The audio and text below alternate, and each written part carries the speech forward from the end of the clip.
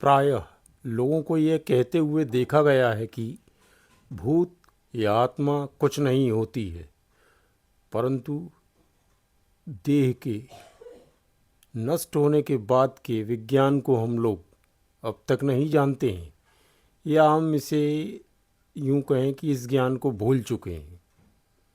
परंतु इस आत्मा की सच्चाई को प्रमाणित करने हेतु मैं आपको भारतीय सेना के जवान की सच्ची कहानी बताऊंगा, जिसे सुनकर आप दांतों तले उंगली दबाने पर विवश हो जाएंगे। यह घटना सत्य पर आधारित है। भारतीय सेना न सिर्फ एक आत्मा की सेवा ले रही है या भूत की सेवा ले रही है, बल्कि उसे वेतन, प्रमोशन और पद की सभी सुविधाएं दे रही है। शायद आप इसे पढ़ते हुए थोड़ा अविश्वसनीय मुद्रा में होंगे, लेकिन कुछ इंटरनेट साइटों की माने तो यह 100% सच है। 1963 का 62-63 का इंडो चाइना वार आपको पता ही होगा। उस युद्ध में शहीद होने वाले सिपाहियों में हरभजन सिंह भी एक थे।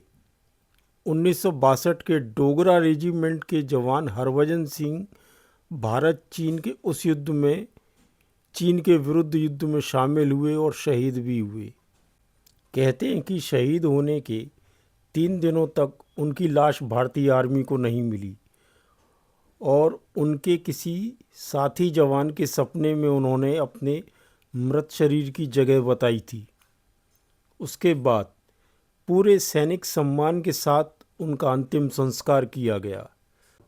अंतिम संस्कार के बाद उनकी शहादत से प्रभावित होकर भारतीय सेना ने उनके लिए उनकी समाधि पर एक मंदिर बनवाया।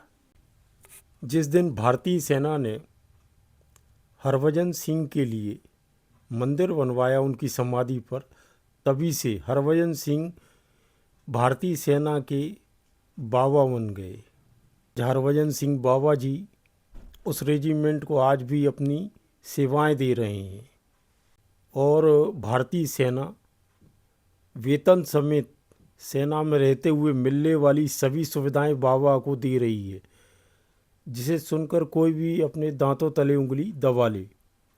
पूर्वी सिक्किम के नाथुला दर्रे में हरभजन सिंह उर्फ बाबा की सेवाएं आज भी भारतीय आर्मी ले रही है। कहते हैं नाथुला दर्रे में बाबा के नाम पर एक कमरा आज भी सुसज्जित है। वह कमरा अन्य सामान्य कमरों की तरह प्रतिदिन साफ किया जाता है, बिस्तर लगाया जाता है। हरभजन सिंह की सेना की वर्दी एवं उनके जूते रखे जाते हैं। कहते हैं रोज़ सुबह इन जूतों में कीचड़ के निशान पाए जाते हैं।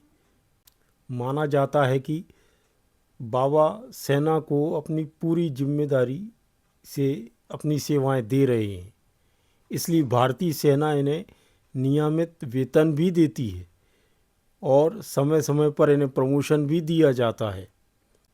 यहाँ तक कि ये सालाना नियत अपनी 2 महीने की छुट्टियाँ भी लेते हैं।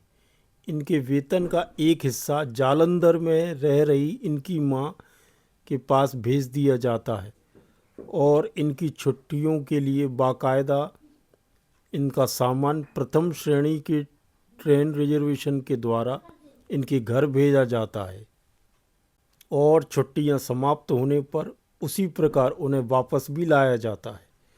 कहते हैं कि बाबा की मान्यता सिर्फ भारतीय सेना में ही नहीं, बल्कि बॉर्डर पर तैनात चीनी सेना में भी है।